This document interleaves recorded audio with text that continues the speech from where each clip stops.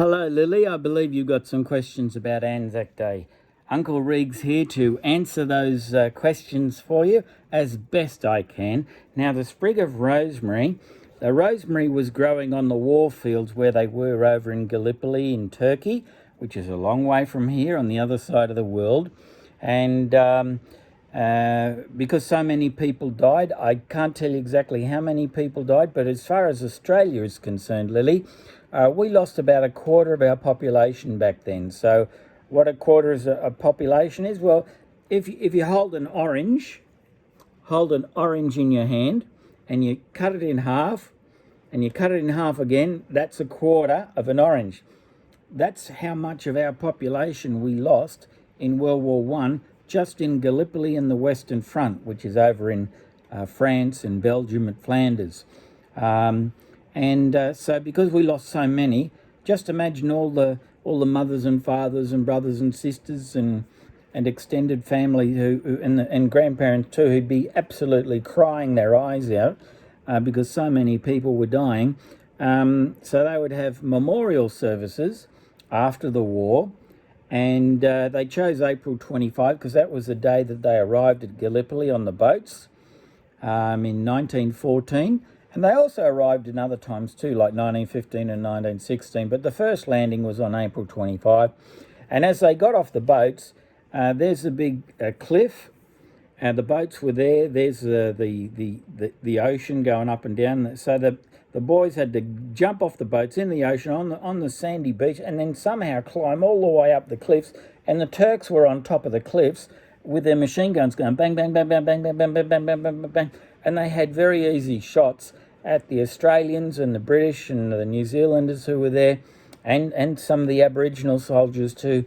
And so it was really a massacre, and that's why we lost so many Australians. And the reason we went there to Gallipoli, Lily, because it was a good question as yours, was because there was a warm water port not far from there that other countries wanted access to, and some countries wouldn't allow them to do it. So instead of just going 10-pin bowling and saying, okay, the winner gets the port and the loser buys pizza, like you and I would do, they decided to go bang, bang, bang at each other, and, that's war. And war is very silly, but there's nothing we can do because right through history we've always had wars, and we've just been lucky that we haven't had to go to war personally ourselves in this particular generation. We've been so lucky.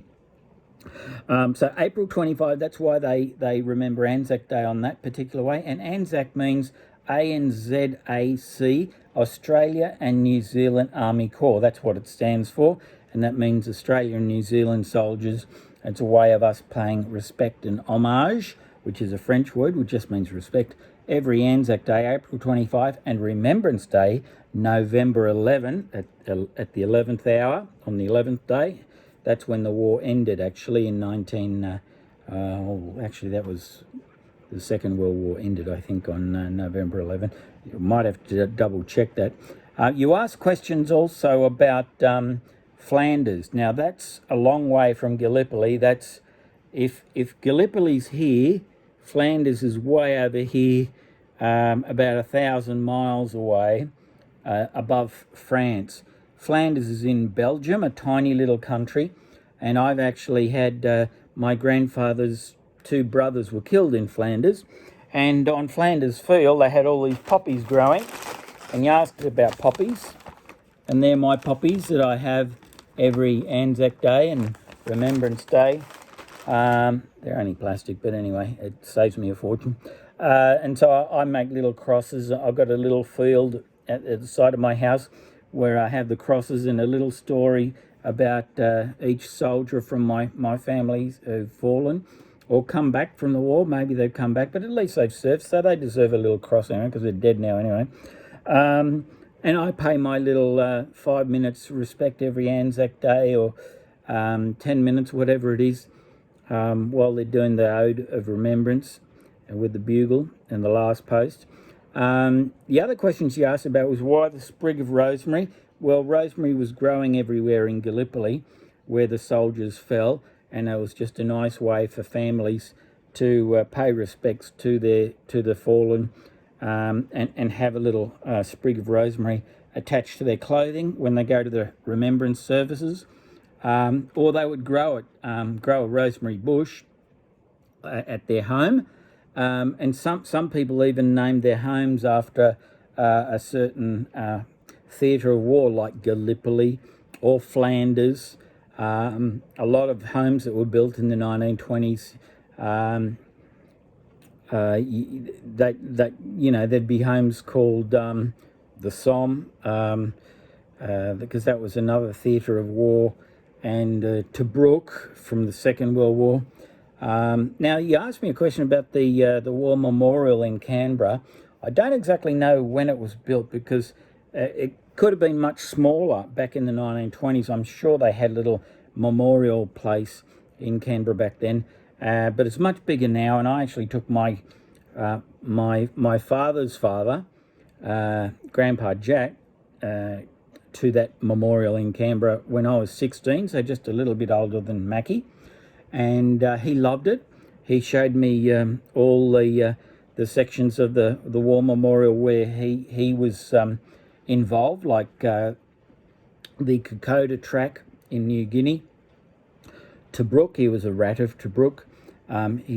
He served in Palestine, Crete, and I think Singapore, but he wasn't in Singapore at the time it was taken over. He wasn't a prisoner of war. He's pretty lucky. He came back. He didn't get killed, because if he did, I wouldn't have been able to take him through the war memorial when I was 16. So that's that. So we've covered that. The population, we've covered that. The poppies, we've covered that. The rosemary, we've covered that. What else? Oh, I would just close by saying, if you've got relatives from years and years ago who served in the war, pay respects to them every ANZAC Day and Remembrance Day. Maybe make up a little cross, maybe with paddle pop sticks, and plant them in your backyard. Create a little field of remembrance like what I've done.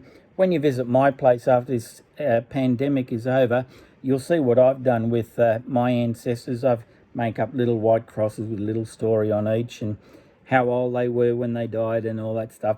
So it just helps to make it nice and emotional on those times when you're doing a minute's silence on ANZAC Day and Remembrance Day.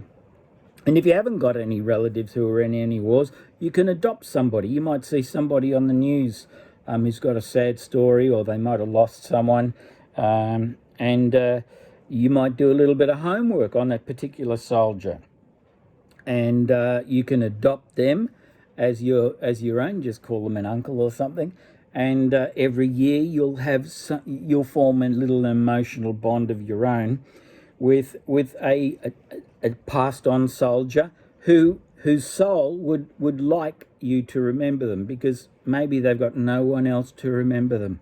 And how sad is that? Because a lot of boy soldiers went over in the war and they died because they lied about their age. They might have only been 14 or 15, and they fibbed.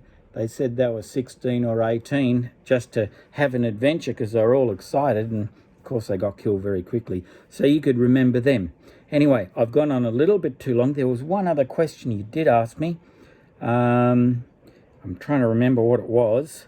We covered the War Memorial, covered the rosemary, the poppies, Flanders Field. Oh dear, I can't remember. Oh, the medals. These medals, every time they went to war, every 6 months they might go to a different part of the world. And so wherever they go, they get a medal to say thank you for your service. Or they might have been really brave and courageous and saved lives, so they got a special medal. And you can learn more about that at another time. I might do another talk on the Second World War next time. But good on you, Lily, for asking some very good questions. I'm sorry I didn't have the exact answers for when the War Memorial was built, but anyway, there's a nice one down in Sydney too, in Hyde Park. You can have a look at that if you can't get down to Canberra one day. But it's lovely that you're thinking about these things, because it would be dreadful if we had these wars and people died and then people just forgot all about them. That would be dreadful. So That's all from me. Uncle Reags, thank you for your interest. I hope I've answered your questions.